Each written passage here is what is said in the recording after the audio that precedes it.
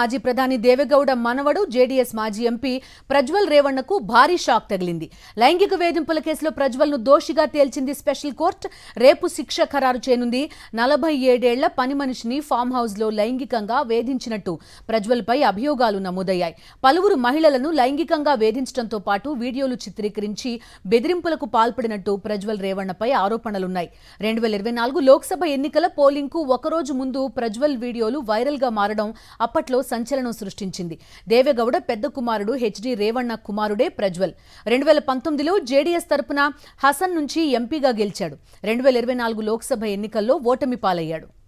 పలువురు మహిళలను లైంగికంగా వేధించడంతో పాటు వీడియోలు చిత్రీకరించి బెదిరింపులకు పాల్పడినట్టు ప్రజ్వల్ రేవణ్ణపై ఆరోపణలున్నాయి. 2024 లోక్సభ ఎన్నికల పోలింగ్కు ఒకరోజు ముందు ప్రజ్వల్ వీడియోలు వైరల్గా మారడం అప్పట్లో సంచలనం సృష్టించింది. దేవేగౌడ పెద్ద కుమారుడు హెచ్డి రేవణ్ణ కుమారుడే ప్రజ్వల్.